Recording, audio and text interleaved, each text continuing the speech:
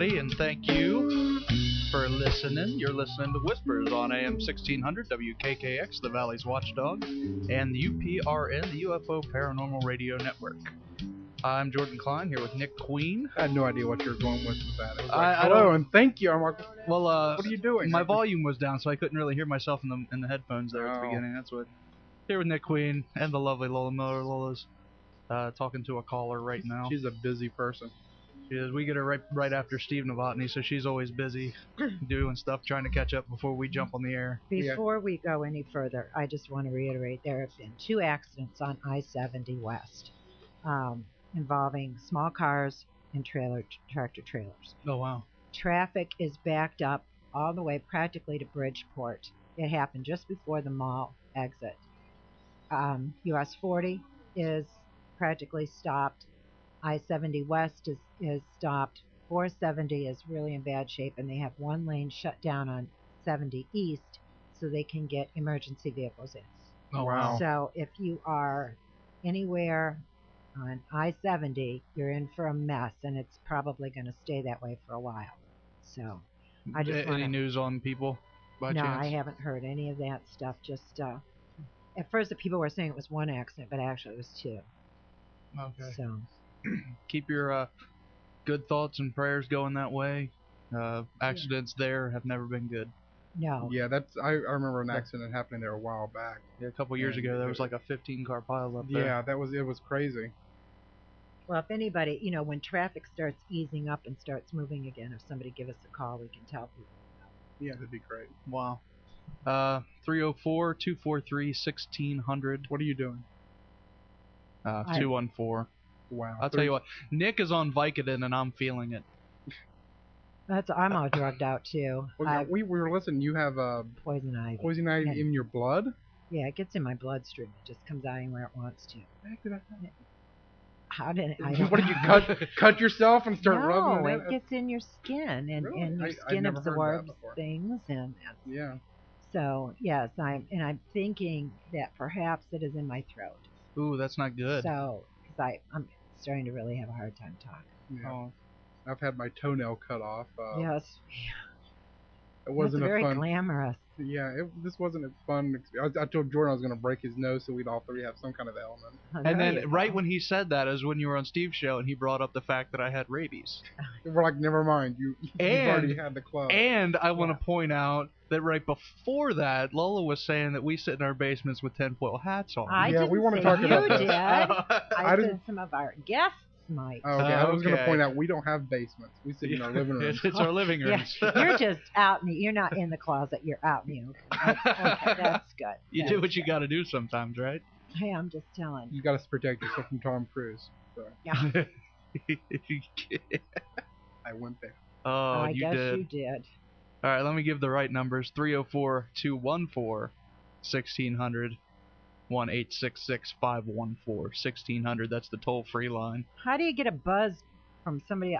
I'm gonna come sit next to you. He must be throwing Join out some the hardcore party. fumes. I think so. And I want to apologize to Ohio Valley Medical Center because while we were in there, You got. we were, because crunch time starts. Let me just you sum know, this up. Jordan is a jerk. Jordan is a. It's like Nice. 4:30. We have to be here. Our show starts at 6. Okay, though, when you go to the ER and they Oh. finally take you to the room and it's 4:30, I'm like, listen, we got to be there like around 5. Yeah, and they're telling you. And she says, oh well, the doctor's not going to see him before 5. And Jordan, she's pointing out that there's people that have heart problems, breathing problems. Oh, Jordan. I got a bad toe, and I'm like, You're Jordan. an MTech. I'm You like, should Jordan, know sit down. these Yeah, that's what I things. told him. I was like, you're an EMT. Sit down. Shut up. No, I'm gonna. Like, what are you doing? And afterwards, I said, hostile patients get seen first. And they did. They all they had came to in. do, all they had to do though was come in, look at his toe, make sure it wasn't infected, just look at it, make sure it wasn't pussy, and then he could leave. But we were there for hours. 2 hours. I know it's. But they plural, took it's them. They two. took them that long just to cut the toe off in the first, or toenail They off were in the very first nice. place. They were very nice. Both times I've been there. Afterwards, I had to rough them up a bit. One was You're still awful. mad at you. How can you be so? Okay. By the way, traffic is starting now to move. Okay. Yay. So there goes our captive audience. Damn it. Everybody just stay parked, Wait for it completely clear. just in case. But I'm apologizing for my stern nature on the radio, so everybody can hear it. Everybody in listening distance. I'm sorry. I'm going to take him back over there later and have them all kidding. Well, am I a jerk? Jordan, no, you're not a jerk. See, She thought about it for a second there. There was a pause, There but was a it's pause, nice. yeah. Overall, you're not a jerk, but you can be sometimes. We all can be sometimes. Well, you just are very concerned about the show. See, where's my priority? I would rather have the show than Nick have a toe. Thank you. Well, I'm surprised you didn't make him wait till tomorrow. I was going to. He was like, you're going to have to come back. I said, you're just going to have to come back in the morning. I was like, no, we'll just go afterwards. He's like, I don't want to do that. I'm going to go to get my Yeah, then son. you want to go to bed. Yeah, Yeah. I get it. Because Steve told me, he said, you really probably should go back too. I went to Med Express. Yeah. You know? And he said, you really should go. And I'm thinking, not after this long day. I don't want to go sit somewhere again. The marathon. So, when do you panic? When you can't swallow? When you can't breathe? You tell me, you're the M-Tech. When should I start panicking? When your heart stops is a good time. Oh, well, thanks. I can really get So- myself to the hospital then. I would say right before that. Yeah, right. Yeah, I'm- it gives I'm little not an- warning yeah, signals. I'm I'm not an dying, I'm EMT. dying, I'm dying. Well, from here, we're just a couple minutes away from the hospital. So, Yeah. I mean, If I turn blue, will you rush me over? yeah. Okay. I'll start CPR. Nick can run with his hobbled foot. I'm in great hands tonight, aren't I? You are protected. Well, I'm very close to the house. If I had a cane, I got the Vicodin. Yeah, you are. Well, you I- don't I have have the the limp. mouth. He's got the either, Vicodin. but- I And can the be limp. snarky. Like, Jordan, you're a moron. Guess I can maybe become a little racist. And then, It's you not- know, as long as I get the cane, I'd be great. Yeah. It's not Yeah. lupus. Okay. It's not lupus. Okay, what are we doing? Oh, jeez. I got a pizza. Let's give it away. All right. Da Vinci's Pizza, up or Peters Run at the top of Peters Run Road. Got a 16-inch. One topping, 16 And how are you going to give this puppy away? I want to hear a story. Somebody call me and tell me a good ghost story, and it's yours. How's that? Okay. That's all. I'm a man of small needs. I guess. I just have to bribe people with pizzas. The only time they call. 304-214-1600. Call me. Here's one. Marshall County. Is there any stories about Marshall County other than the pen? Oh, there's got to be tons of stories. There's got to be. I had an email earlier today on MySpace saying, hey, is there anything in Marshall County? Don't know. There's got to There's- be. There's a mound. You got a Marshall County story. Oh, yeah, there should be some good stories about the mound. While we're talking, we got an email from Anthony Atha, who's been on the show a bunch. We're having the Eastern Panhandle Paranormal Conference. He's going crazy with conferences. I guess so. This boy needs a job. Well, I think this is his job now. Really? Well, if it's making money, I'd If do it's it. making money, let's go. But August 29th, 2009, it says Martinsburg, West Virginia. I always wanted to go to Martinsburg. I heard it was nice. At the Apollo Theater, recession priced. Have you been noticing people doing the recession pricing? Yes, I mean, everybody's come got to capitalize on. on Yeah, our it's poverty. either the recession pricing or stimulus. Your stimulus package. Buy a car, we'll give you $2,000. That's your stimulus. Okay. Recession priced at only $25. 6 speakers, Victorian seance message circle with Susan Shepard, which you found on the show. She's the lady that's from Haunted Parkersburg. Yeah. Historic location, vendors, giveaways, and more. And you can check that out at eppc.eventbrite.com. I'll try to link to that on our website. So, and I'm also still working on the Paranormal Handbook. I don't know. I'm trying to figure out exactly what it is I want to make it. I'm still, I've been playing around with different things off, since Now, why don't you I've- remind people what that is, since it's All right, been well, a few weeks. yeah, the idea behind it is we're wanting to help groups around the world to localize or centralize centralize their information, the techniques that they use, the what's happening, events, and different things in one location. That way, we'll kind of cut down on the Kind of like what we were talking about with Griffith. Sure, yeah, we were talking about with Rick Griffith that day. I'm sorry, I'm still a little.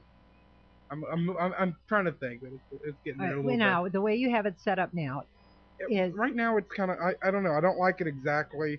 It's kind of the general idea. I do want to have kind of a wiki, like kind of like Wikipedia, where people can go and add an article or like an entry. You know, like if well, you should divide it up into sections, subjects. Sure. Say techniques used with spirits, techniques used with this, that, and so that people can go in that section and then make it kind of like a message board. It's sort of like that right now. I'm trying to get to it right now. I had it divided up as, you know, not only just ghost investigations but also UFO investigating. Well, yeah. And then also at the same time a place for radio shows like ours and other ones where they can have their information there. That way, if you know you're a group and you want to have, you know, try to reach some places to get on, you know, and advertise what's happening. You know, if you have something big. You know, if somebody records a ghost somewhere, like an actual walking, you know, the best evidence ever, I want them to be able to, you know, hit as many, hit as many people as they can to get the information out. And you know, it's right now. I'm still working on it. But that's paranormalhandbook.com that we have that linked up to, where you can find that information. I would try it on this computer, but you know how this computer is. I understand. Computers are going crazy around here these days. It's just damn ghosting. Yeah. Also, I want to personally extend, you know, my support for the people of Iran in ousting Ahmadinejad. Go ahead. Yeah. Last night I was doing Twitter. It's have you ever used Twitter? No. I only tweet on Twitter. I am a twit. But it was exciting to watch. I mean, because they're using Twitter to send out information. Yeah, because they shut down the cell phones. Yes, and you know, people reporting on, you know, things that are happening. The 7 people dead. You know, that was you know, went on there before it did anywhere else. And there's a lot of blacked out the news. Well, there's a lot of on there. There's a lot of you know, the government trying to divide up the groups by they use things called hashtags to centralize everything. That way you can find all the information, like going to the number symbol Iran election to find everything about the election. Okay. When they're trying to get them to do 100 different types of tags and stuff, it's interesting to watch. But well, I want to give the women of Iran a whole lot of credit. They have never been given any freedoms at all. And the fact that they are out there protesting, openly protesting, says so much for those women, because they are really being picked upon by the police. Now, if they even are out on the street, the police are targeting them. And so to have these women stand up and openly protest is really saying something. And I want to, you know, give those women over there all the credit in the world for having the guts to stand up for something like this. Yeah, it's a big thing too. I mean, this is their revolution. They're trying to get away from, I can't even pronounce his name. Ahmadinejad. Yeah. Well, as Whoopi says, I'm a dinner jacket, because that's the way she can remember his name. But yeah, it's been a long time coming. This guy that he claims he legitimately beat is a moderate, which would have been good for, you know, all of the people. But the students have really been taking an open position over there now for several years, and the government's just really clamped down on them. And now you also have the Ayatollah coming out and saying we're openly going to investigate this election.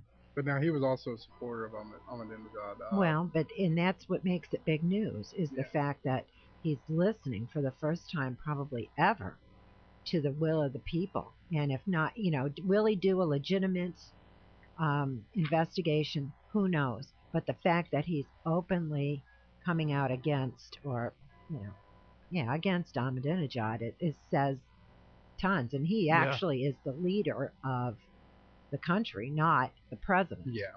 I know the last thing I'd read before we left was that they had stopped the foreign media not to be in the street anymore to report on anything. So Yeah, You know, I'm afraid at this point they're going to try to, force their position at this point. Well, That's when it hits the wall, and you got to.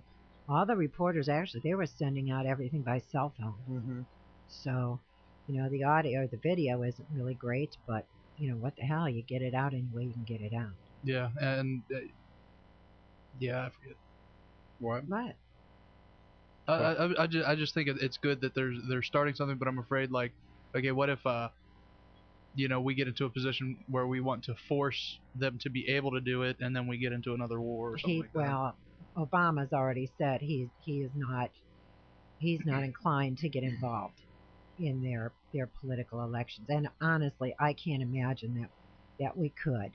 No, not at this point, not with two open war fronts now. Yeah, I see here on we were talking about Twitter when I first started. This is off of drudgereport.com. It says the U.S. State Department has asked Twitter to delay, because they already delayed once maintenance on their service. They go down for it. Now the State Department's even asking them to delay that again because it's so useful. Yeah.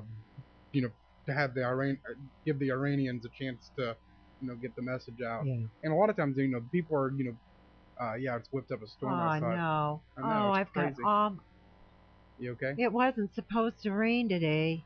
Well, it's not raining yet. It's not all raining yet. my windows, my patio door, everything is open. Oh, that's crazy. Well, right now it's just wind. Wet furniture. Well, you got a dog, so you're used to wet furniture. My papa. But yeah, that's it's good.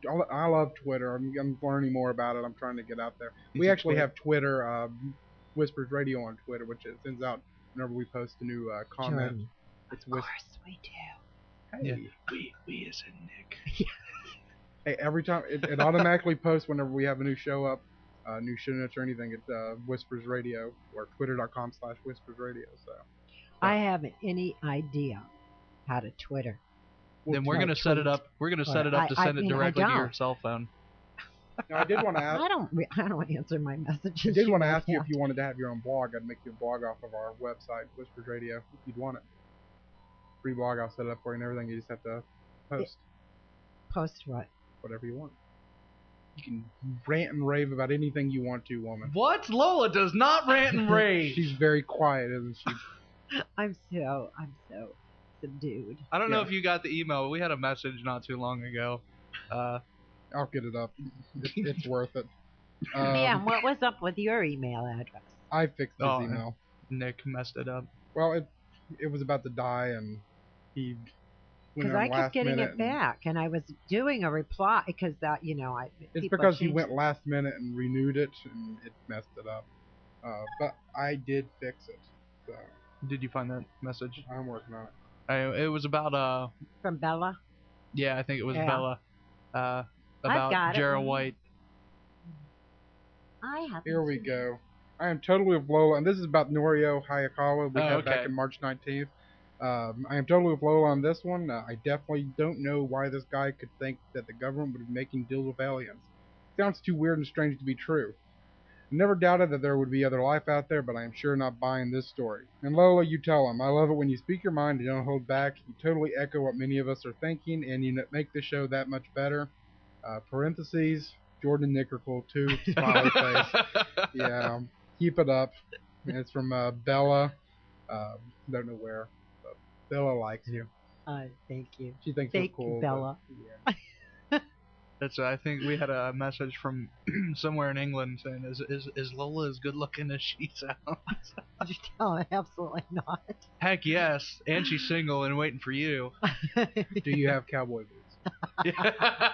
There we go. We never heard anything back. So obviously he didn't have no cowboy boots. No. Damn it. And I do also want to extend my condolences, Lola. By the way, I'm very sorry that Detroit lost. I actually thought they were going to win, but everybody around here did, and they're a great team, and that makes Pittsburgh's victory that much better. But do you know whose team won? Yeah. Do you know who's? I've been eating all week. You should have seen me jumping around my apartment. Oh, I can imagine. You should have seen me throwing things at my house. I mean, it wasn't a pretty sight. I'd gone through a couple bottles of wine at that point. It was like, you know what? Oh. They didn't skate well. They didn't deserve to win. They were playing a bad game, and it wasn't them. You know what I mean? It wasn't them usual. They're usually No. because I'm a fan of the Red Wings and the Penguins. Mm-hmm. You know, the Penguins because I'm here. You know, I've been following them there. But I mean, for a long time I've been a fan of the Red Wings.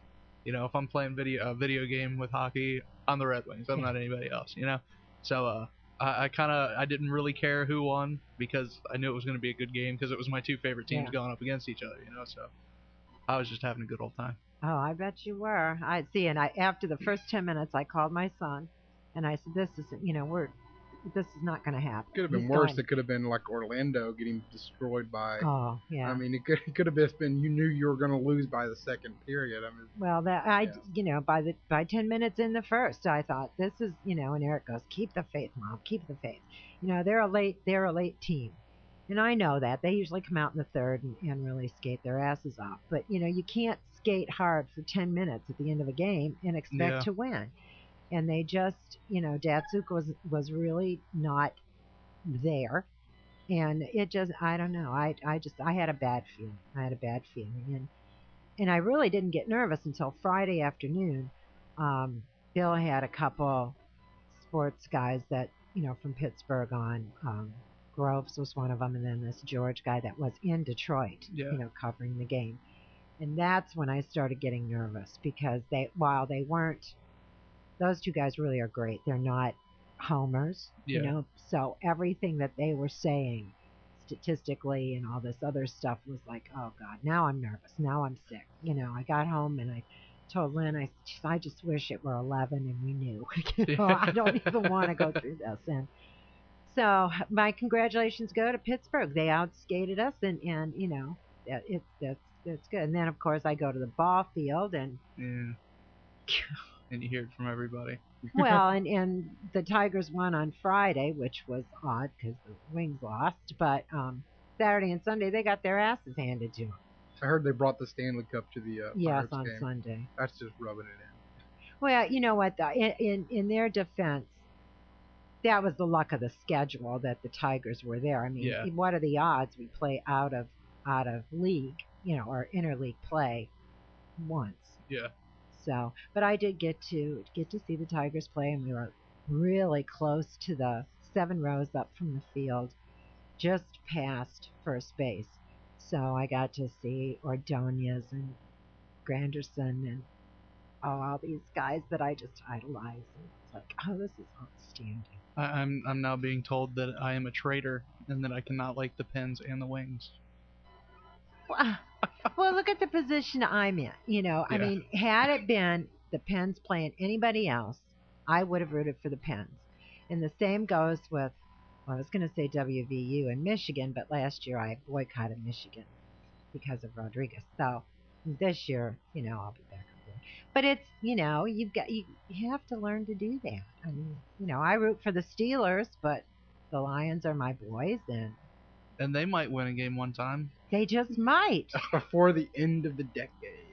Well, I've been saying all along that if they ever make it to the Super Bowl, I don't care where it is, I will hawk my car, I will hawk all my championship rings, I will hawk everything to go to that game because it truly will be a once-in-a-lifetime occurrence. And you'll be about 123 Probably. years old. Probably. You'll have to ship me there with my oxygen and walker. But you know what?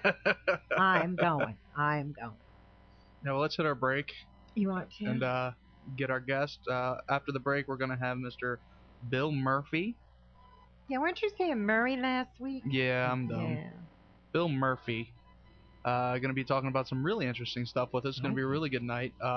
After that, get your stories ready because we're going to be opening up some lines, and I want to hear some stories. Yeah, nobody called in. Jordan started getting a little There's too many people that are being quiet on this show. We need some.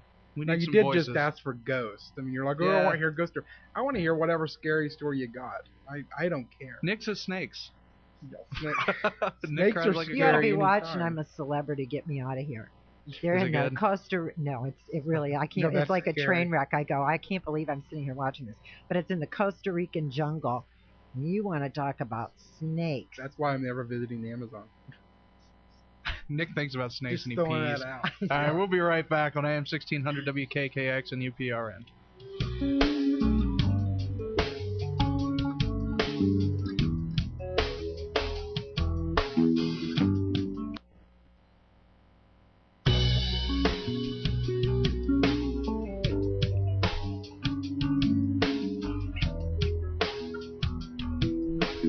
Hello, everybody, and welcome to Whispers on AM 1600 Jordan WKKX, the Valley's Watchdog, and UPRN. I was pulling the microphone back to my face, and my headphones got caught on the stand. I don't know what's happened. I'm on Vicodin, but I'm fine, and Jordan is just losing it. I know. I tell Lola, because she's concerned about the rain, I see a storm coming, there's a lot of yellows and reds. This is Jordan turns priceless. around, looks outside. I don't see anything. I'm like, Nick, you're crazy. What are you talking about, yellows and reds? Jordan, you ever heard of a freaking radar? And he turns his... Jeez. That was good. You have to admit, that was priceless. I don't see any yellowing. We got to get you home to get your helmet back. I should not be allowed out without a helmet today. I'm agreeing. And I'm the one I'm driving, agreeing. too, so I don't know what's up. Oh, Nick. Yeah. Well, it was I am nice a to dead know man. you. It was nice to know you. Next week, Lola's going to have on... Let's get the show started. Okay. All right, tonight our guest is Bill Murphy. Bill is a Los Angeles-based independent producer of paranormal-themed documentaries. He's done stuff called The World's Largest Ghost Town, a post-Katrina paranormal investigation, and The Stanley Effect that's coming out. Bill, you with us? Maybe. Hello, Bill. Hi, I'm here. There we Hey, go. How how's you it doing, going? man? I am good. You guys sound like you're having a lot of fun over there as well. Oh, man. We're trying to survive before, We're trying to kill make each it other. through without Yeah. killing ourselves rather than each other. Well, be careful. Radio can be dangerous. Yeah, that's true. There's so many cords in this room. It's all the power around us. It's affecting our brains. Oh, there you go. Any excuse, right? Yeah, whatever Yeah. we can figure out for Yeah, this yep, one. yep. So, Bill, tell us about, what exactly is it that you do out there in Los Angeles?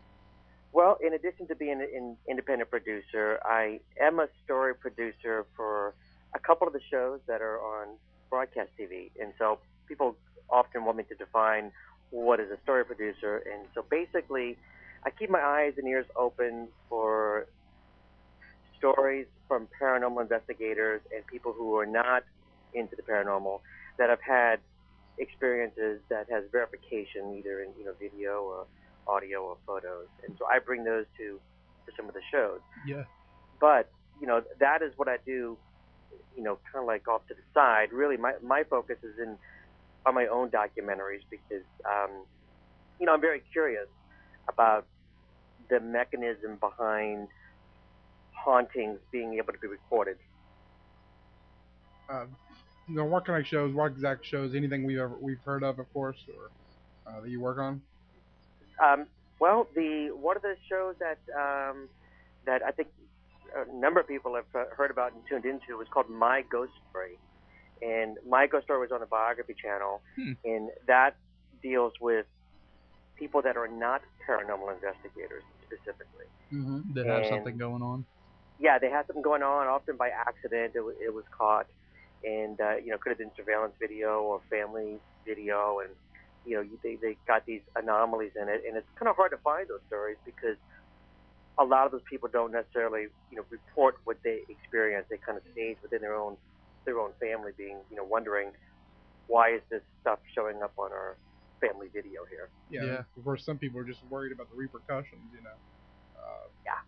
And I do stuff for a couple of the other networks of shows that are in development. And so whenever shows are in development, and there's quite a number of them, they always have non-disclosures that kind of keep everybody from really talking about what it is. And so stuff that I've delivered to shows that have been aired and stuff that I've delivered to shows that are in production, unfortunately, I can't name those, Oh, sure. those show titles. Yeah, that's not a problem. Now, your first documentary you worked on, that was The World's Largest Ghost Town. Is that correct? That is correct. Now, when I was talking to you before we went on the air, you said you grew up in New Orleans, correct? I did. Now, see, Lola's going to love you for this. Lola's in love with I New love Orleans. New Orleans. Me too. And So you moved out to Los Angeles and then you came back. You had family there, and then after Katrina, you decided to go and visit to make this documentary. What were you looking for?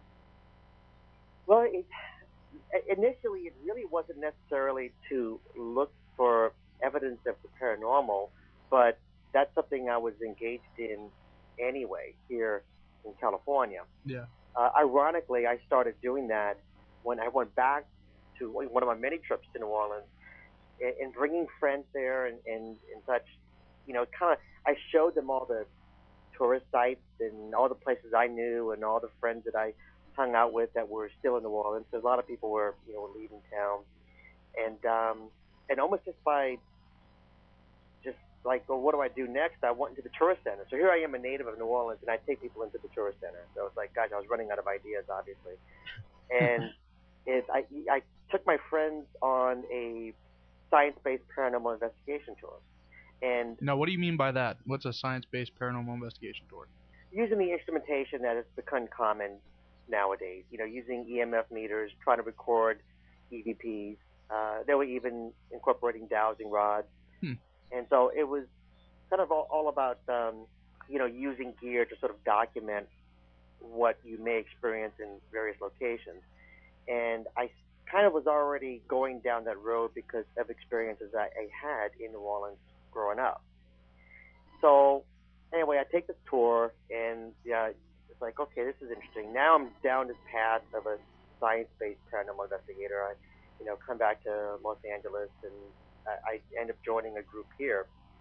So after Katrina happened, and I was invited by friends to come back to my hometown, as I mentioned, previously, it really necessarily wasn't going to be about a paranormal investigation, but it almost immediately turned into that because when I was calling people, those were the stories I was being told. So I assembled a crew, and we went there, and even though I grew up in New Orleans and I know all of Louisiana, going back after Katrina with the film crew, I was really shocked at the sort of amount of supernatural activity that seemed to be churned up. And I started to really ponder, well, how come all this is really now? And I grew up there, and I was discounting all of it growing up, but now it just seems so obvious. And it seems like when there's a large-scale catastrophe that results in thousands of deaths almost simultaneously, it leaves what is called a trauma signature. Yeah. And that can sort of be documented. So it turned into a paranormal investigation, at the very beginning of going in to do this, but it really wasn't what I set out to do originally. No. Okay, go ahead. You're going to probably ask the same thing.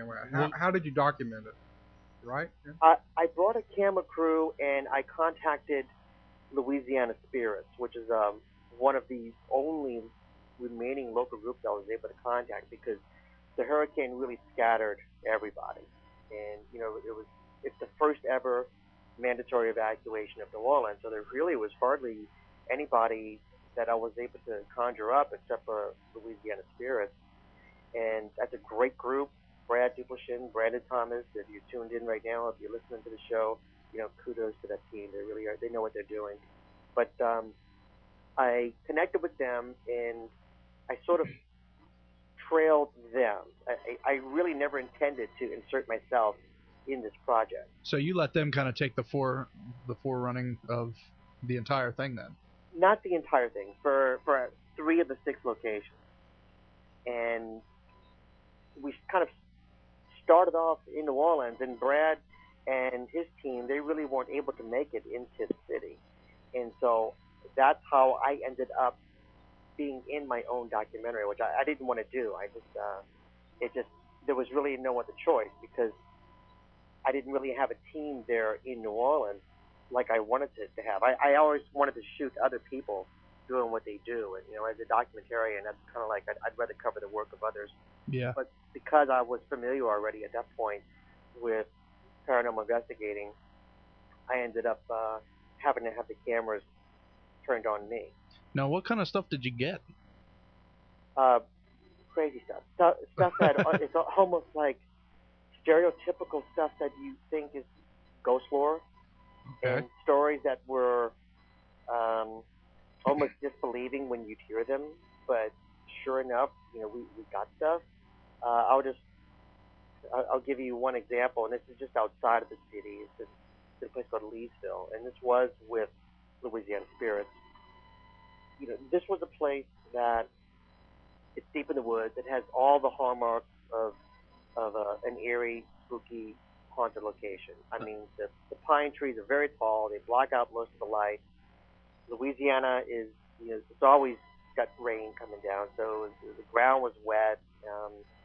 We got there late, middle of the night actually, because we had other locations that we had done. Mm-hmm. And when we started hearing the stories prior to going in, I didn't want to really hear too much because I don't want to be influenced by hearing these stories. It's almost like I don't want to see an EVP labeled first. I'd rather hear it and see if I can make out what it's saying. Yeah. It was that sort of thing. I didn't want them to give me too much information. Yeah, okay. But we went in there and, we met Judy Smythe, the person who lives there, and that chapter's labeled Smythe resident.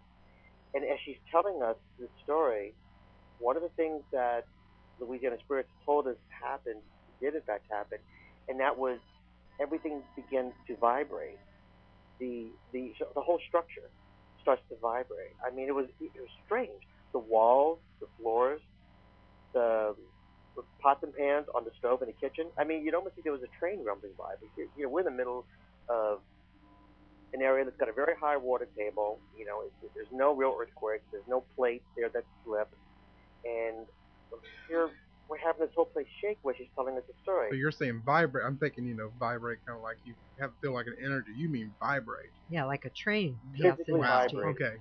Just making sure I was, And it was so rapid, and it was so subtle that, our cameras really couldn't pick up what we were all feeling. So we're looking at each other because the very thing that they said happens when she starts talking about her own experiences were happening. I mean, the place was shaking. So that was the introduction to Judy's story, which is a very tragic story, and it kind of got me really thinking about how a haunting can manifest into the physical world. In the case of Judy Smythe, I don't want to spoil it for those who haven't seen the documentary, but suffice to say, it's such a tragic story, and the death is so recent and close to the surface that some of her actions have contributed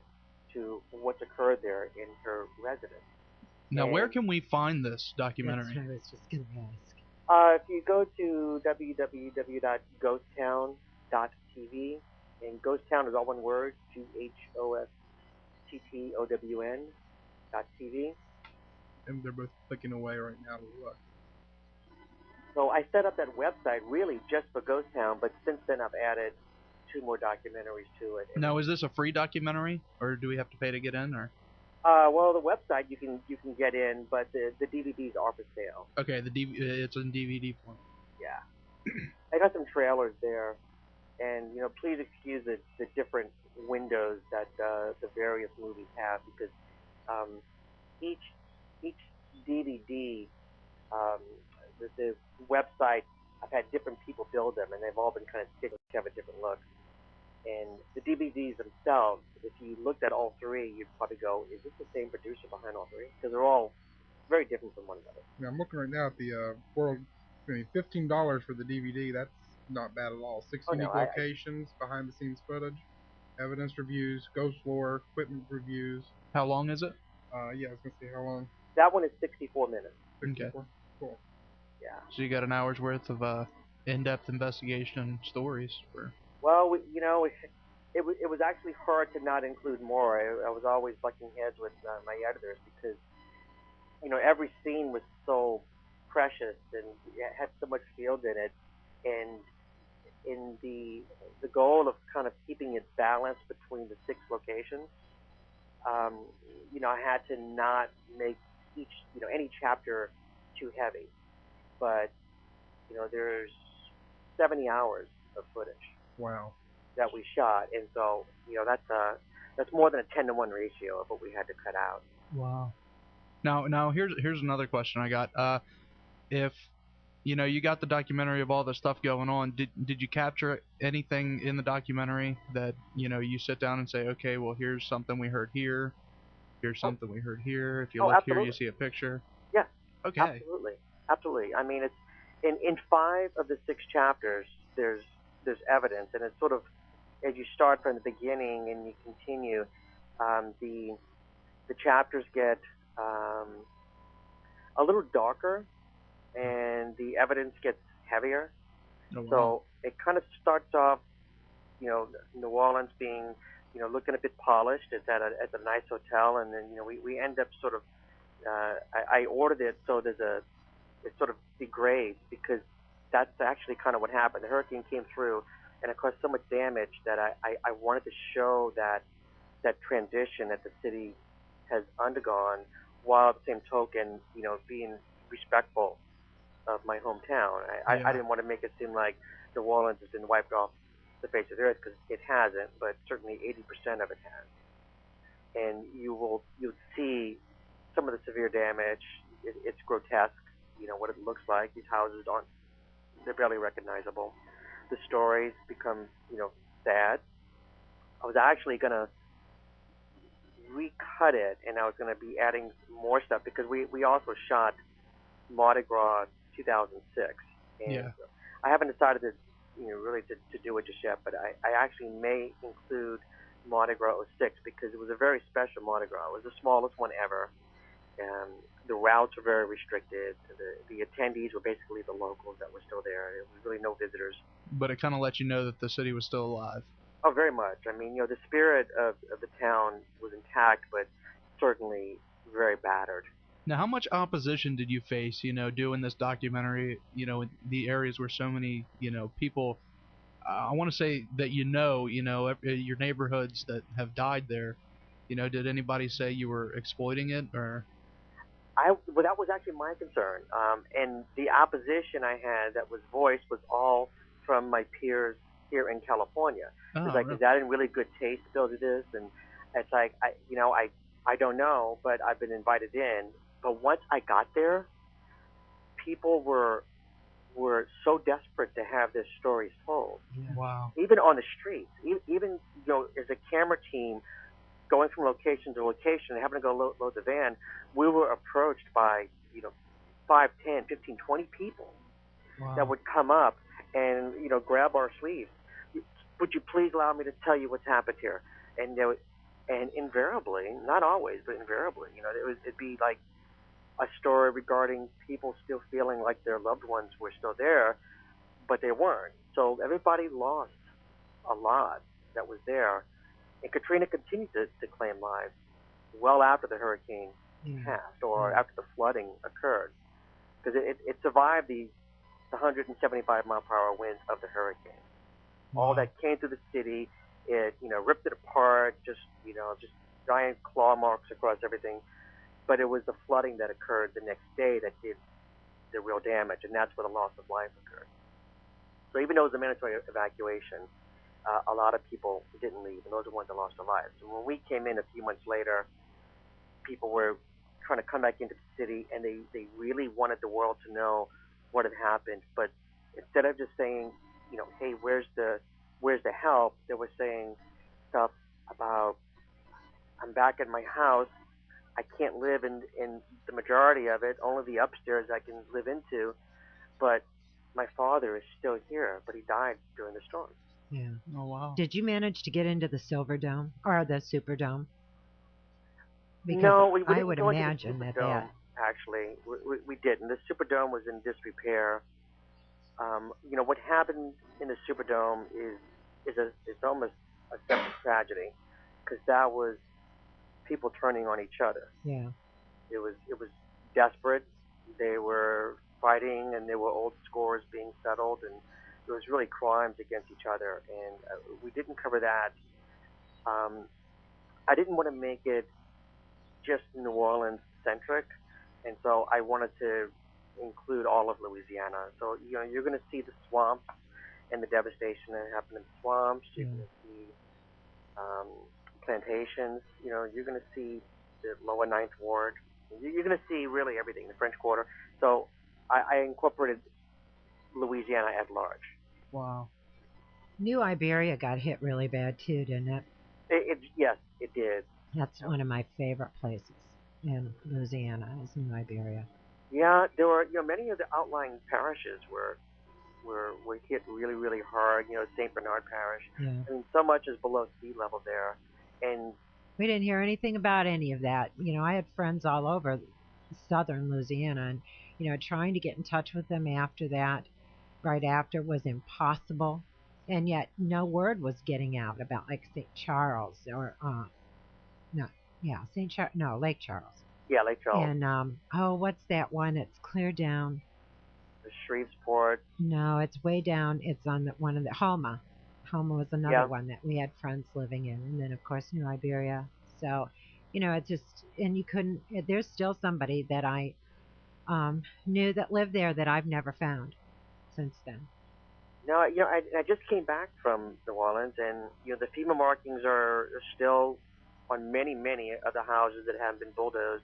Hey, and Bill. Then furthermore, the people who came back looking for their relatives, they would spray paint their phone numbers. Wow. Hey, Bill, I got to interrupt you. We got to hit a sharp break right here and hit CNN News. Go ahead. And when we come back, we'll be talking about your other two films. All right, great. All right, we'll be right back. AM 1600 WKKX, UPRN.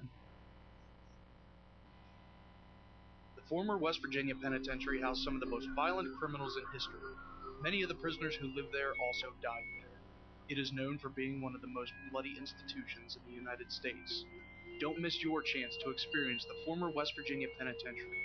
Your tour will consist of an astonishing 90 minutes that offers an awesome history, a touch of art, cold hard facts, and an education of the justice system. Tours start 11 a.m. Tuesday through Sunday. For more information, go to www.wvpentours.com or call them at 304-843-4146.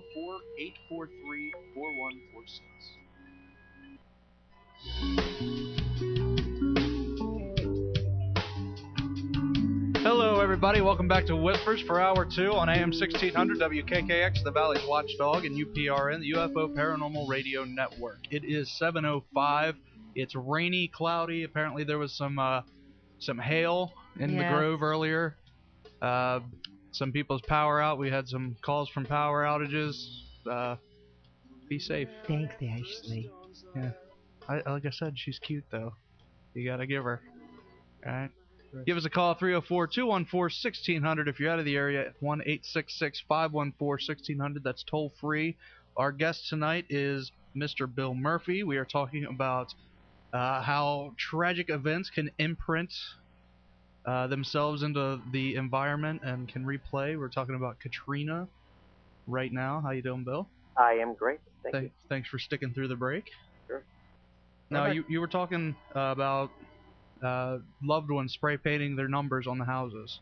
Yeah, so that's how people had hoped to communicate with each other, because phones were out and people were driving by these houses which were completely uninhabitable, and so that's how they would leave notes for each other.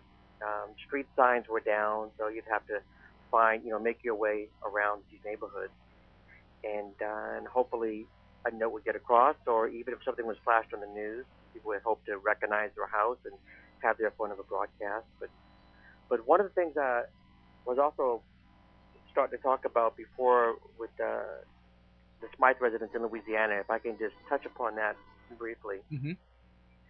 I realized when we were shooting this thing, and I mentioned before how the whole place would vibrate when she was telling us her story, but a lot of what has been experienced at the Smythe residence has resulted in real pain of the people who still live there because of the deaths that have occurred in the house. And you have to look at the people that are there and what could have been done maybe differently. Yeah. And as her story was being told, there's a little hint of what was kind of going on.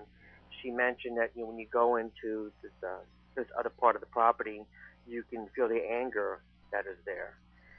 And then she looks down during the interview and she looks at her hand, she's sort of fidgety, and she says, maybe it's hurt.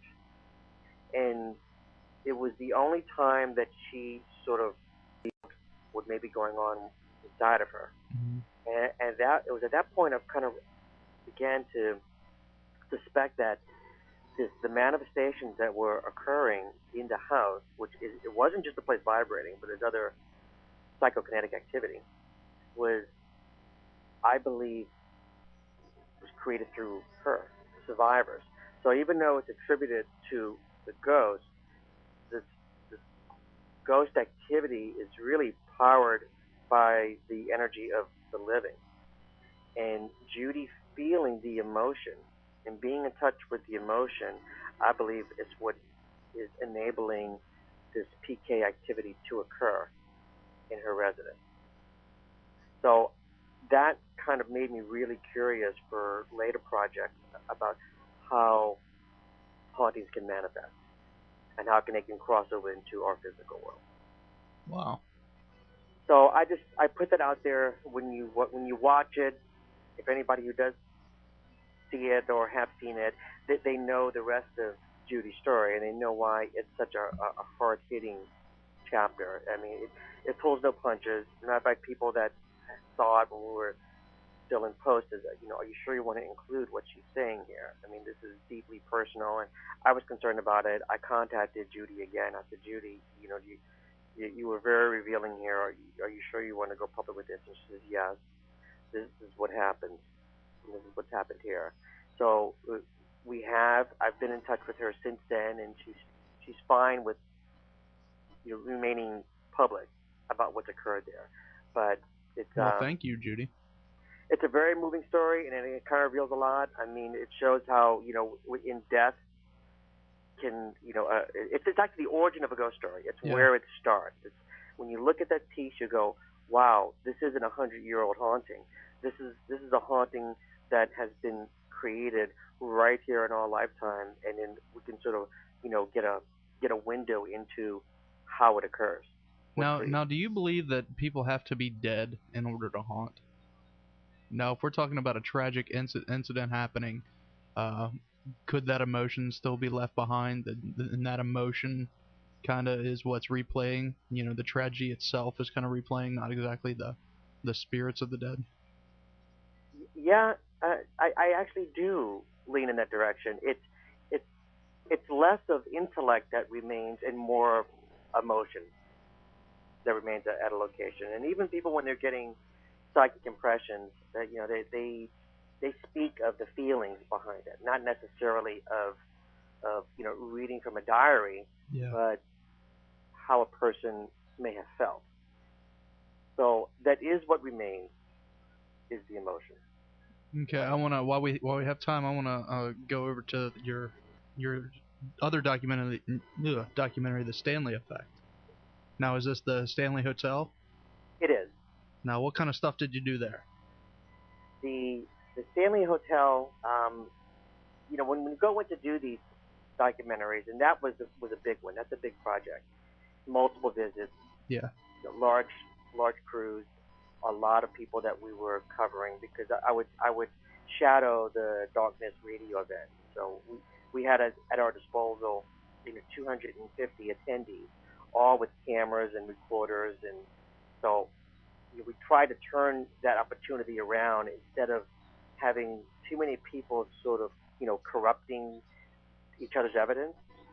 We try to use it to our advantage. It's like, okay, well then, if people get something on videotape, it was preferred, they could bring it to our room, we evaluate it, and then if it was relevant, we would incorporate it in. So it gave us a lot more eyes and ears than we had just with our crew.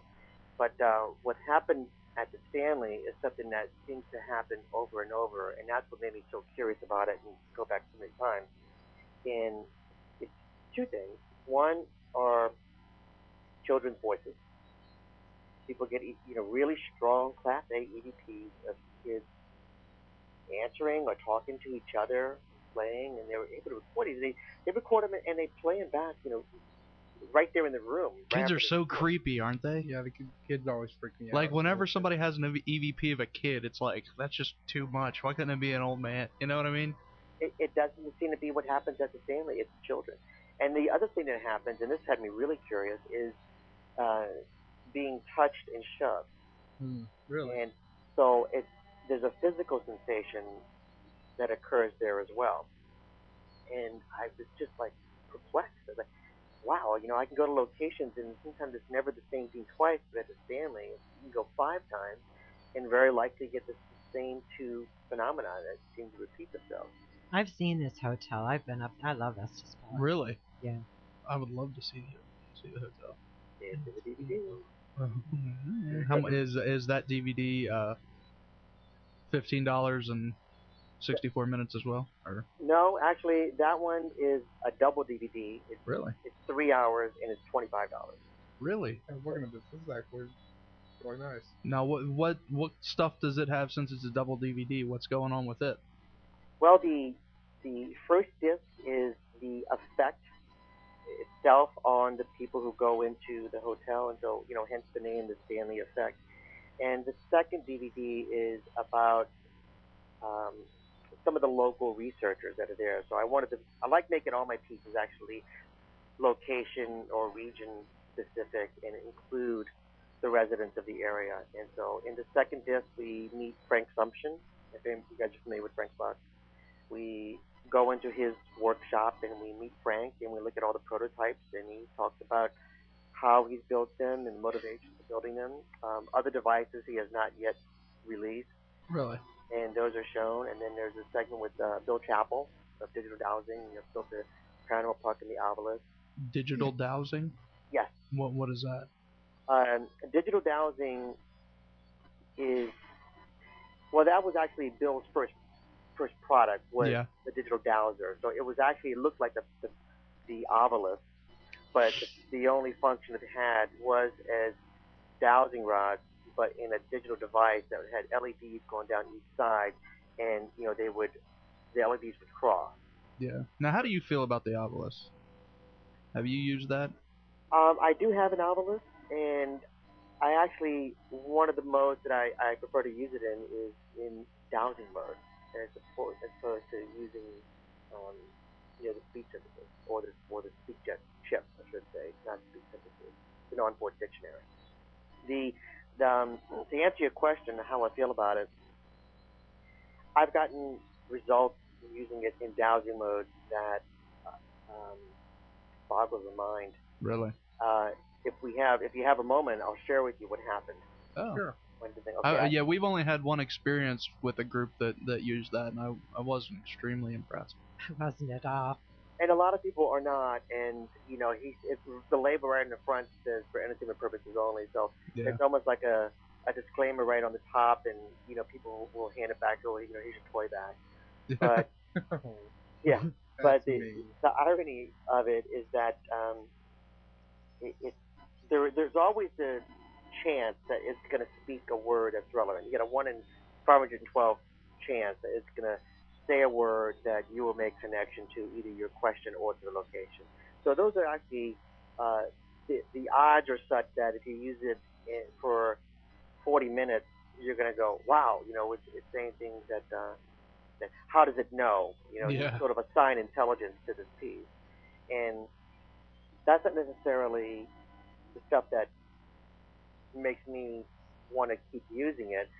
I liked it in dowsing mode, and here's what happened when we tried doing it. I was involved in a pilot for A&E, and they assembled homicide detectives that work in cold cases, and they assembled a team of psychics, and they really didn't have a science-based paranormal investigator. So they got my name somewhere, and they contacted me, and they said, would you be willing to come in for this? It's only a test pilot. It's not necessarily a pilot that's been green-lighted for airing. And so, of course, I did it. I was kind of curious. I've never been in that sort of mix, particularly with homicide detectives, but I knew nothing of the case that was going to be taped or the investigation. I knew nothing of the investigation that was going to be taped and of the the homicide itself. I knew that there was a homicide because I knew that there were detectives involved. But they bring me out to this area that's about 800 yards by 800 yards. And so I know nothing. And so, here they've been taping all day, and they give me a time to show up, and I show up on time, and they bring me down, and they go, well, Bill, did you bring any gear? How did you want to start? And I go, well, I can only assume that this is the crime scene. You got me in the middle of this, desolate area. It's rough terrain. There's cactus.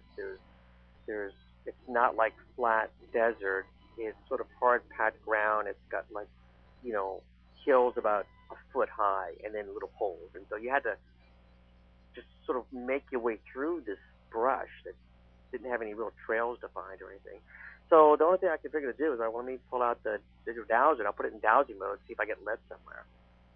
So I turn it on and I just let it sort of lead me. And now I got these camera guys in front of me trying to avoid tripping backwards as I'm marching forward towards them, because they didn't know where I was going to go, because I didn't know where I was going to go. I was letting the digital dowser lead me.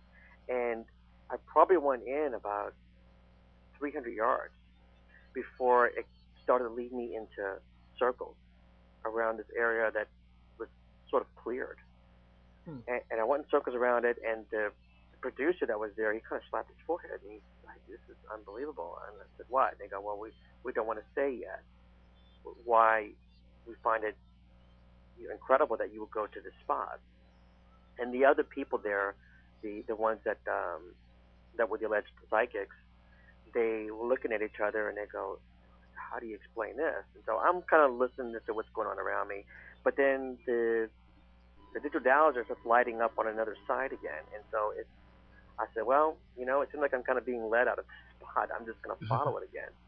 And I followed it to a second spot. And the producer there, he said, we have to get an explanation to this. And so it kind of stopped, and I started going in the circles again. And eventually, my battery actually started to drain on the dowser. And I asked for an explanation, and they go, well, we've only told the people here that this was a homicide case, but it's actually it's a double homicide. Oh, and wow. You walked over the first gravesite and went into circles, and then you took us to the second gravesite. Wow. And we haven't told any of the other people that were the potential cast members. Wow. So it seemed to be, a relevant use of this thing, that would happen. I don't know if it's the digital dowser or if there is a psychic connection. I don't know how this stuff works, but that's what happened. I had to call Bill Chappell and let him know. I said, you know what? I said, I got to tell you what happened with the obelisk. And he said that's not the first time that people have been led to gravesites using this thing. Now, I got a quick question from someone on the on our chat room. Taldorf asked, "Are you much just looking at hauntings, ghost hauntings and so forth, or do you branch out into other paranormal fields?" I do branch into other fields because I believe that there is the possibility of interdimensional beings that can make themselves appear partially here, or people may perceive them partially, and I don't think it's necessarily a being that was ever dead and now here in spirit form. I think they're still very much alive. Now, are you working on any documentaries, going into this kind of field, or do you have some coming up or anything like that? It may be a project that I end up doing. It's a bigger subject than we probably have time for here. What are shadow people? What are the men in black? What are those with the wide brimmed hats? There appears to be a connection between all of that particular type of entity. But I am working on another piece, which was an experiment that I thought went nowhere, and that is on manifesting thought forms. And that was at a conference that I kind of took the advantage of having all these people here, because I was like, okay, it seems like if it is the living that are giving power to the ability of what may be considered spirit communication, then can we actually create this ourselves? because there have been other experiments that suggest that you can do that. If you guys are familiar with the Philip experiment, if not, I'll come back to that in a second. Yeah, come back to that in a second. Okay, so what happened at this conference? I don't consider myself to be a psychic, although I have realized that I've become more sensitive. So Yeah. with that in mind, there were a group of people that were attending this conference that do believe that they have psychic abilities, and I assembled them prior to this conference taking place, and we did like a reverse seance. Instead of trying to conjure someone from the past, it was an attempt to create a thought form that really didn't exist before we wrote her history and her description. And the Say that again now so that my brain can wrap around that. Okay. Normally, like when people do a seance or something like that, or and that's dabbling in the occult, something I don't know if you know. But when people do that, they try to conjure a spirit that once lived and is now dead. Okay. And they try to communicate through mediumship with these spirits of the past. So no matter what your belief system is of people that engage in seance type activity, I was still curious enough to want to know if we can do like a reverse seance, and that is create a thought form that didn't exist before we sat down and wrote her history. So you're creating a spirit in itself. Well, that was I mean, in a way. Yeah, in a way. Now could like let's say there's a lonely spirit out there and you're doing your thing and he or she just says, well, okay, I'll go. I'll bite. I'll play along. You can call me Sally. That is one way to look at what occurred. But basically, what I wanted to do is write this history and name and everything, all the characteristics of this individual, and then have a bit of a ceremony and see if the people that would attend the conference would be able to record anything that could be attributed to this thought form. And it was just sort of like an impulse to do this. It's not like I really gave it a whole lot of forethought, except, hey, an opportunity is presenting itself. Let me do this. And not everybody was in agreement. Some people thought it was irresponsible to even do stuff like that. But nevertheless, we did it. And it. I like the way you think. Yeah. Well, it's a name of science. I wanted to see. Oh, yeah. We can put any name to it. I know. Thank you. It's because people told you not to. Some did. Some people really were opposed to it. And they took steps afterwards, but to sort of counter it. But it kind of went nowhere at the time because of the lack of a proper follow-up with the attendees. So we don't know what photographs people were able to get, or EVPs were able to get, or any video, anything to substantiate the type of voice that we described, the mode of dress, the appearance, the activities, everything about this woman named Pearl. And because there was that lack of follow-up, and I kind of put my trust in the organizers of the event to use their mail list to try to follow up with people. It kind of just like, okay, it was an interesting sort of reverse seance ceremony, but I don't really have any results to look at or examine. So a year and a half goes by, and I'm at another conference, and I'm giving a presentation on spirit photography and the history of it, and showing archive photos and showing stuff that were double images and the difference between those double images of pictures, the vintage photos compared to what many people believe are actual spirit photos. So I give this talk on it, and I also talk about how this sort of low buck way that people use to capture spirits is to shoot into mirrors and shoot reflections. Really? Yeah. Because that's part of the history behind spirit photography and some of the practices that go on when people just meditate. Like a picture camera or a video camera? No, with either way, you photograph, just for the sake of this conversation, a mirror, and people would get images in these mirrors. So that practice has been going on for hundreds of years, but for thousands of years, people have been using mirrors to get a glimpse into the spirit world. And that practice was fictionalized in the movie Skeleton Key. I'm not sure if you guys saw Skeleton Key. Yeah, I saw that. which was shot in Louisiana. But they a little plug for my home state. But they sort of took that idea and they built it into the script of the story. But regardless, this was a talk I gave about shooting into mirrors, and right after I gave it, this couple walked into the back of the room where I'm giving my talk, and they sit down. They caught the end of it, and they approach me afterwards, and they go, "Have you ever heard of people able to photograph entities or spirits in mirrors?" And I go, "Well, actually, it was part of the presentation I gave. You guys walked in at, to the last third, but halfway through, I was covering that." And they said, "Well, can we get your opinion on some photos?" And I said, "Sure." So they go up to the room and they get a big binder they have with these pictures blown up and all this documentation, all this written stuff. And so I start, going through and looking at these pictures, and I'm going, these are really interesting photos. And what's interesting about it is that there's a woman that appears in a mirror that doesn't appear in the room. So it's just in the reflection. Bloody Mary. And I look at them and I go, "Well, where was this photo taken?" And they go, "At the Glen Tavern."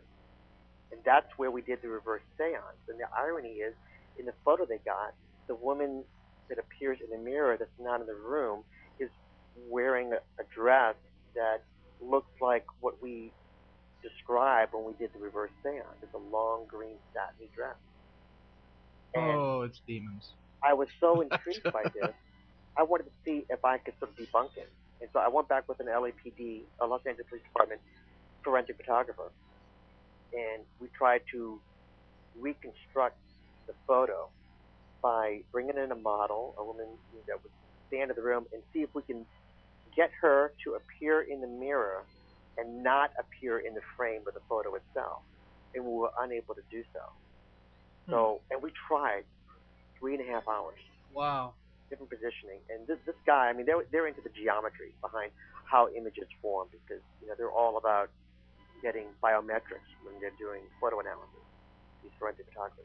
So he couldn't do it. And so it kind of left me with now all this material that we already shot and the evidence falling in my lap of trying to manifest this thought form, and lo and behold, she appears in the mirrors in the lobby of the hotel that we did this reverse seance in.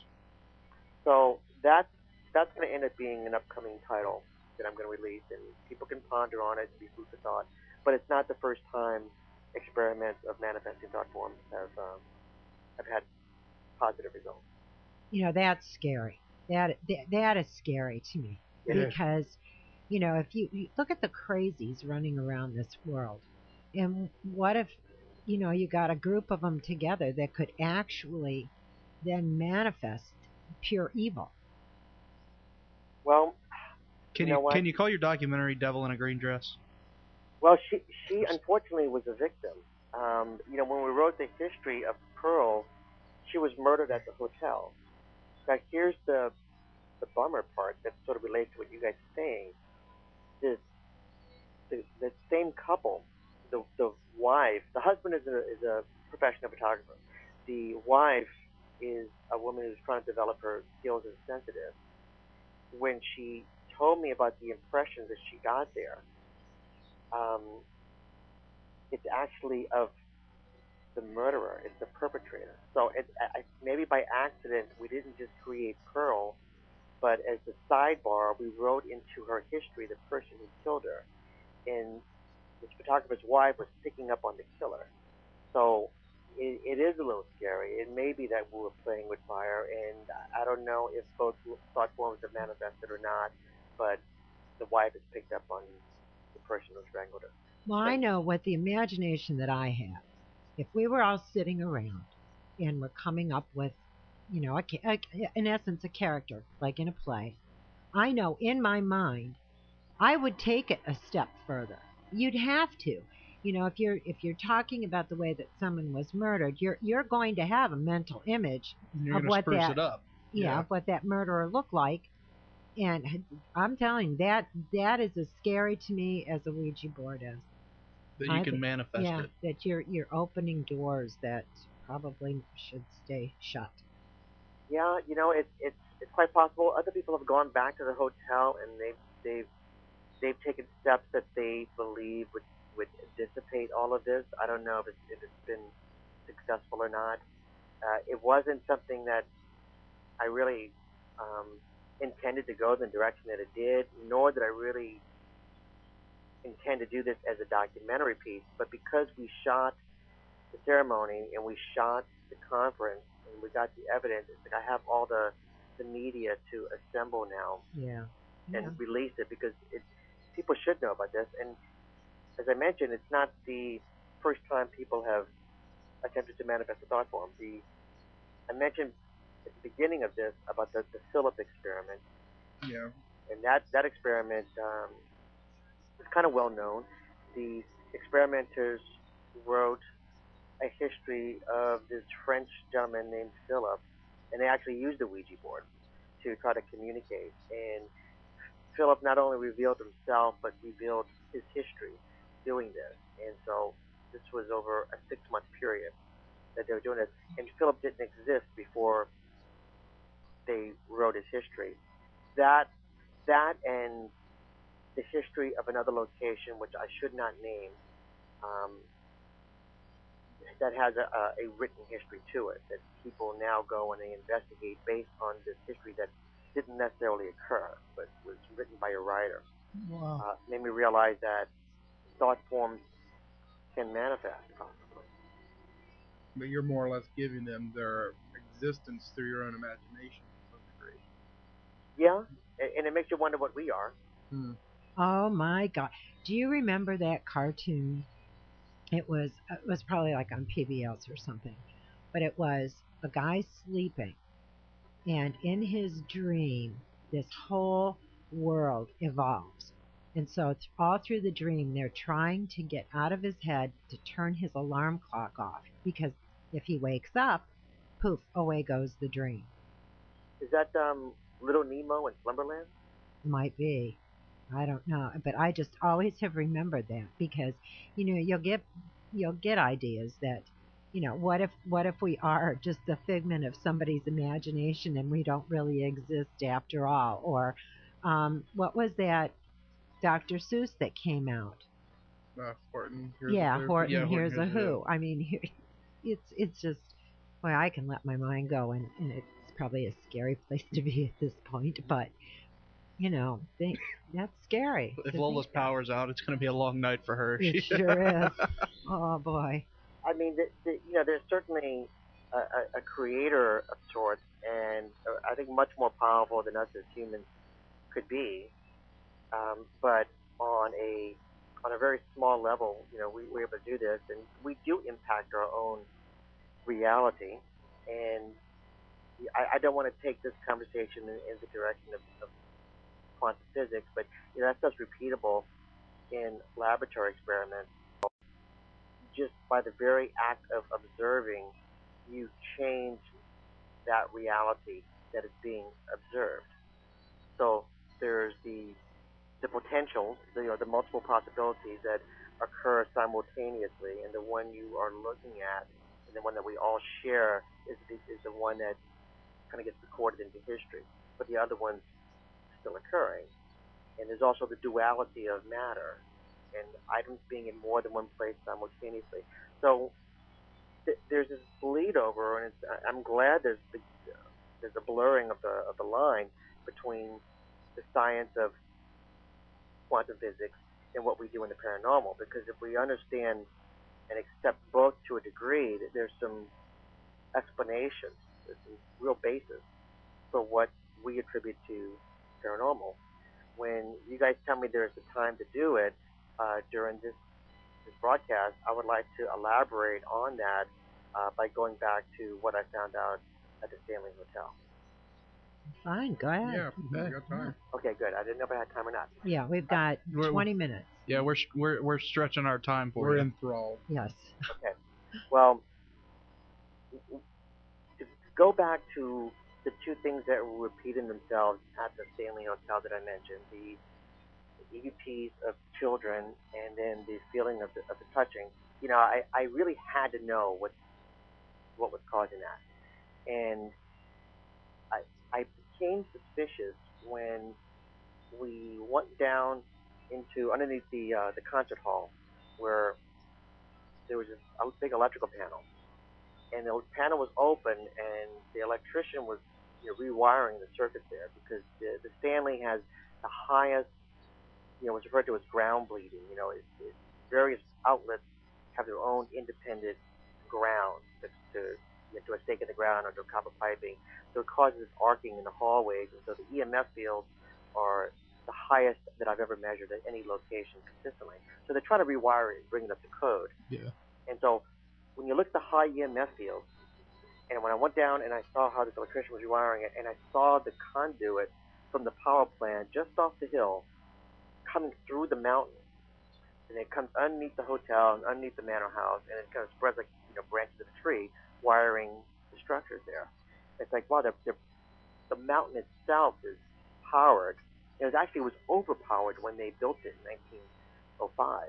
They didn't have any way to meter electricity going in, so it was greatly overpowered. It remains so. Now, as every year it's going to become more in line with current code. But when I looked at the mountain, and I was like, well, what is this mountain made of? And started to research it further, and that's when I was curious about the minerals in the mountain.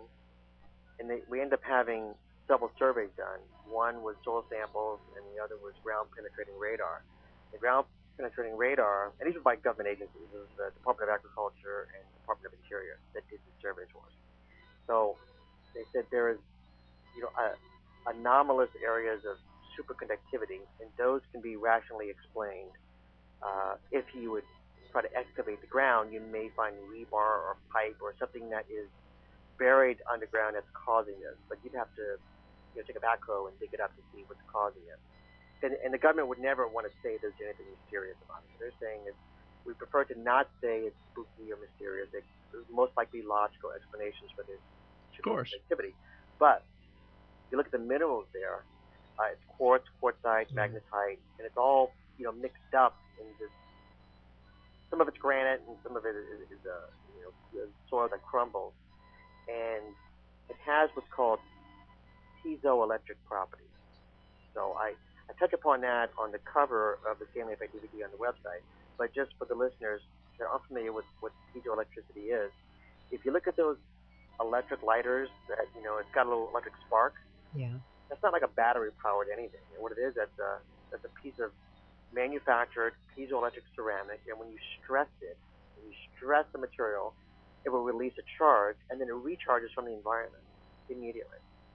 And so the hotel is in a constant state of being charged by the sights and sounds and all energy that's occurring in the environment right in the hotel, and it goes right into this mineral cocktail, and then it's called tectonic pressure. The pressure of the mountain itself on its mineral base causes a constant discharge. So it's always charging and discharging and charging and discharging. And so when it's charging from the result of people in there and their, everything that's occurring, as I mentioned, the light and audio frequencies going in are converted into an electrical stored signal within these crystals, and it's chaotic. And so it goes in cohesive, it's stored chaotic, and it's released as a chaotic charge. And when people walk into this field of influence, they reconstruct it as the cohesive data that it once was. And our recorders are able to record this. Furthermore, here's the part that's really interesting. As I mentioned, when you stress the material that's piezoelectric, that's what releases the spark. And when you energize material that's piezoelectric, it changes shape. So it's a reversible function of piezoelectric materials. And human skeletons and skeletons of animals are also piezoelectric. So when people are walking through the Stanley, they're feeling that they're being touched and shoved. And what I propose that it's not an external force that they're feeling, it's an internal shape change of their own skeleton or their skull. And they perceive it as an external force happening within their body underneath it. That is deep. Like the whole time my mouth is like dropped open, I'm trying to like piece it all together in my brain. So in the Stanley Effect DVD, I go into the explanation and I show examples, and I got some other scientists that come in and explain it further, and I also, have computer graphics and explain it in layman's terms, like I just did, for the average viewer to get it and be able to assimilate the information. So a haunting really has to have two. It's kind of like if a tree falls in the forest, well, nothing would happen because the human element has to be there to some degree, correct? Correct. Correct. Okay. So if a house is just sitting there by itself, it's technically not haunted, then? Well, no. Like if nobody was at the Stanley, if the Stanley was completely shut down, nobody there, it would no longer be haunted. Well, no, people wouldn't experience anything until they walk into that environment. So in the case of the Stanley, it's different at what happened at some of the other places that we spoke of because of the ground that the Stanley is built on. So in the case of the Stanley, the geology is contributing to the experiences that people have. And it is holding this energy. And I kind of put it out there that it's possible even emotions is a form of energy that can be stored in these crystals. So the people that sort of proposed the metaphysical properties of crystals may have actually been right all along, and I discounted that whole body of research. I really didn't buy into metaphysics so much, but now I realize that I may have been the one who was naive. Crystals do have these properties. Well, I've got a friend that is a crystal healer, among many other things, and she swears by them. And she swears that, by wearing a certain crystal can influence the way that things will happen to you and and your surroundings and your emotional and physical health and well-being. She puts a lot of stock in crystal. And we harness their properties, and we have for many, many decades, crystal-based radio receivers, crystal microphones. Anything computerized doesn't run without crystal. Right. Yeah. We had a phone call, too. Barb wants to know, is there something in the Stanley's history that is particularly tragic, that, say, involving the children, and that's why it would have held that energy, or is it just any energy that was there and you just experience it more? And that kind of flowed into a question we had on one of the chat rooms. It says in the movie The Shining, which was based in the Stanley, or in that area, but Stephen King based it on the Stanley. There was a reference to an Indian attack on the builders of the hotel. Did that really happen? Did you find any EVP evidence of that event or other events that would have maybe contributed to it? I'll answer all those questions. Regarding the Indian attack, I don't see anything in the history I've been able to uncover relating to an Indian attack. But regarding to Stephen King's the impact of the Stanley on him, and why he wrote the story the way he did, and why it's a child spirit, and that child spirit is affecting another child spirit. Yeah, there's real relevance to that. Stephen King experienced what today's visitors also can experience. He did it intuitively as a writer. I don't think he necessarily knew where he was getting the information. Maybe it seemed like his own imagination, but it was the influence of the Stanley and its history and what's happened with children there that Stephen King was able to incorporate into the story The Shining. Now, so then you have to go back, well, what happened with children there? Well, here's kind of the part of the history of the Stanley that isn't necessarily so well publicized, and they may be not necessarily wanting to endorse what I'm about to say. Nevertheless, it's true. Ooh, say it. I will. Well, F.O. Stanley built the hotel and moved to Estes Park because he had tuberculosis or was diagnosed with tuberculosis. And it's not like Eastern State, I mean like Waverly, where here you had a sanitarium for people that had TB that were coming to be experimented on and would die. The Stanley was actually a retreat for the wealthy that were also diagnosed with TB, and they brought their families with them that also had tuberculosis. So there were children that were stricken, there were adults that were stricken, and then everybody made it out alive. And that's sort of a bit of a whitewashed history of the Stanley because it wasn't the focus of it it wasn't intended to be a tuberculosis retreat, but because Stanley was there and he was diagnosed with it, and that was not a secret, his peers of the day also went there to hopefully experience the benefits of the climate. So there is a bit of angst that can be associated in the history of the Stanley that would involve kids. I don't know about any deaths that occurred there. I haven't really researched that because my particular research was focused on the piezoelectric property. Okay, I want to go over real quick. Tell us how to get to your documentaries again. It is at www.ghosttown, one word, GHOSTTOWN.TV.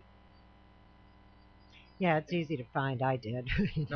If I can find it, anybody can. I do want to make sure, and this goes into our guest next week, Dave Schrader. You're also going to be going to the Queen Mary for which is in Long Beach, am I right? It is. It's in Long Beach, California, September 10th through 13th, and it's the Science Fair. And at this particular event, we're encouraging those that have technology or improving existing technology and adult devices, come in, present your the instruments that you build, and there will be grants that will be available to people. So there's money there. Yep, there'll be money there. So it's Dave's way of having an event and then giving back to the community. And he's going to have a great lineup of people there too, as far as panelists and such. Wow, sounds fun. How much is that to get in? Is it a free event? No conference is going to be free, unfortunately, and particularly if it's a conference where there's dollars that are given right back out to people. Okay. And so, the dollars, by the way, are substantial. It's going to be a $1,500 grant, and it's going to be a $1,000 grant and a $500 grant. Wow. So he's giving back. So he's got a number of packages there. He's got what's called package one, the full ride. It's $199, and it's access to all of the talks, 2 nights of investigating, and there's a meet and greet, and then there's a event day pass that is $99 if you want to come in for a single day. And then he's got package 2 is his event day pass. That is the Thursday night meet and greet and social gathering, and then access to all the discussions and all the presentations. It would not include the paranormal investigations of the ship. And then package 3 is a single day pass, and that is $75. Oh, okay. And where can we get information on this? Go to darknessradio.com. So one word, darknessradio.com.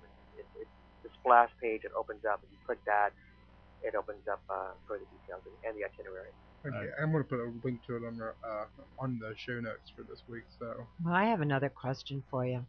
Have you ever thought about going to Gettysburg? I mean, if the atmosphere or the environment really does absorb emotions and things, I would think Gettysburg would just be a tremendous place for that. I was actually just there. I went there 2.5 months ago I was a speaker at the Phenomenology 101 conference that occurred there. And I've been to Gettysburg before as well. And I did what I do at these locations. I connected with a local paranormal research team, and I sort of followed them, what they did, a tour of Gettysburg and a paranormal investigation, the way they do it there. I really look for what makes a group unique to their area and how they've adapted to their environment and how they've incorporated their own culture and belief systems into their own perceptions. And the interesting way that this particular team at least investigates a battlefield, because they think, well, geez, you don't really have room to go through and say, room 418 has this kind of activity, or the boiler room of the Queen Mary has that sort of type of activity. So, how can you investigate in really marquee locations in a battlefield? But the way this team did it, they bring GPS trackers that you would get when you're hiking, and if they get any sort of anomaly on an EMF meter, they'll stamp the location, the coordinates on their GPS trackers, and they try to record EVPs and take photographs of the surrounding area. So it's a neat adaptation to how they've had to learn how to go back to a specific spot where they may have evidence obtained. Yeah, outside investigations are tough. Yeah, they really can be. They can be. But Rick and his team in Gettysburg, they showed me how you can do it in these big locations, and they get wild EVPs there. I mean, really cool stuff, and they also get the sounds of battle Wow. there, and other weird videos have been obtained in Gettysburg. As a matter of fact, on the My Ghost story coming up, it's going to be coming up next month. Actually, it's another episode of it. There's a segment that was shot in Gettysburg. Oh, really? Yeah, and what I did for that particular segment, because I was just there, I didn't. It's not my story that I brought to them, but I shot the field footage because I was there for this event, and I brought my high def camera, and they had specific stuff that they wanted to get shot that related to the people that had the experience, and so I went and shot that material and included it. That's really That's cool. Gosh. Somebody you got to check out next time you're down there is Mark Nesbitt. Right, Nick? Oh, Yeah, absolutely. You know what? I kind of wish I would have hooked up with Mark on my visits there, because he's established quite a name for himself as the go-to person for Gettysburg. Yeah, he's got some great stories that go along with it too. Great stories. That's actually all the time we got for you today. Okay. We want to thank you very much. Bill Murphy is the name. We got his websites all over our website. So if you go to whispersradio.com, you'll get all the links to where you can pick up Bill's documentaries and his events coming up and keep up to date on what's going on. Bill, we're definitely going to have you come back with us and join us. This was a lot of fun. Yeah, Well, thank you for having me as a guest. It was my pleasure. I really enjoyed myself. We enjoyed it too. Like I said, Yeah. I'm just kind of numb on all the information. I have just sat back and not said. Usually I'm a little bit more talkative. It's the tip of the iceberg. Lots more. It is. It is. So we'll be back closer to the event. Sounds great. Yeah. Sounds good. Hey, thank you very much, and we'll talk in the future. Soon. Look forward to it. All right. Thank you. Bye-bye. That's some good stuff. You know, it's a good interview when Lola hangs up the phone and goes, "Wow." Normally she's yelling at this point. Yeah. That guy's an idiot. Well, I've seen that hotel.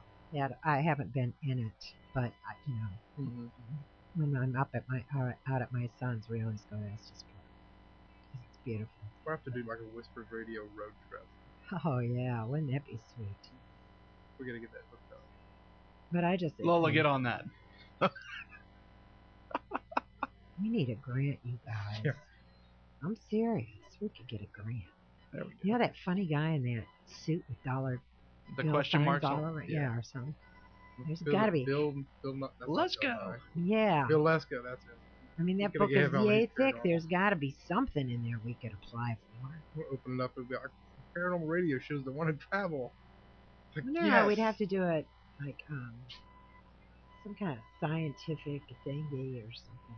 And once we get syndicated out throughout the country, we can go and do shows from their locations and go out to the coast. Well, that's what I was hoping to Yeah. get invited to New Orleans or something. You're gonna keep trying. I know. We'll make it down there one day. Oh man, I'm telling you. It'll There's be a lot fun. of places. Gettysburg's another one. Yeah, we saw Gettysburg, and there was 9 of us traveling when we were going, and Nick and I were like, let's go by Gettysburg. We And never everybody would've else, left there. they all knew what Nick and Yeah. I's Yeah. purpose was, and they're like, no. They didn't want to see us geek out with equipment, belts, and Well, It's like, too we're bad gonna for go them. see the They'll have to battlefield. do it. I know it. it's not that far away from here, really. I mean, we could get that hooked up on weekends. I mean, it can't be expensive, split the Just a price. hotel. Yeah, I mean, you've got to do it. Just do it. Just Well, do we it. need to be there. You need to be there at sunrise. That's when I've heard that one battlefield is really active. Really? That means we have to go. Or stay up all night. I just know I like the way you think. George and I have not been doing too well on the whole waking up thing. It seems like I'm getting bed later and later. I'm waking up later and later. So usually Because you don't have a regimen. Nick would call me at like 8 o'clock in the morning, and I'm like, I used to be up Dad, every he's morning like- at 6. I he's don't know like, what's happening. why are you asleep still? I'm like, Nick, it's 8 o'clock in the morning. I Yeah, called I know. him, no, I called It's him like- this morning at 11, and he's all. I didn't even talk. I answered Yeah, that way. he got. And I respond back, and he responded. I'm sure he did. All right, I guess no everybody translation needed. got out of my I wanted phone calls today, but we had a.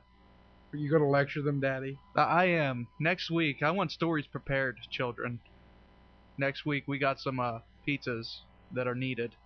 We're gonna have to start Because- getting because people, other parts of the world, that listen, they want stuff too. We're gonna have to start getting some like call up maybe Bill Murphy, like, hey, can we have a DVD we can give away or something? We're gonna have to do that. Yeah, we got to get something for overseas friends or Well, over state line friends. Yeah, we do. We'll figure that out. Yeah. Who we got next week, Nick? Actually, Dave Schrader. We were just talking about the science fair. At the Queen Yeah. Mary, the guy that's organizing it, he's on our show next week. It'll be Good. fun time. He's Yeah, dark- or he's with maybe Darkness. he'll invite us. Yeah, he's There with we Darkness Radio. I think it's out of Minnesota. That'll be I had good. that here. It's I think it's in Minnesota. But Okay. one of the top paranormal shows. So we gotta Alrighty. get out of here. I know that. All right, everybody. Until next week, don't be afraid. Only believe.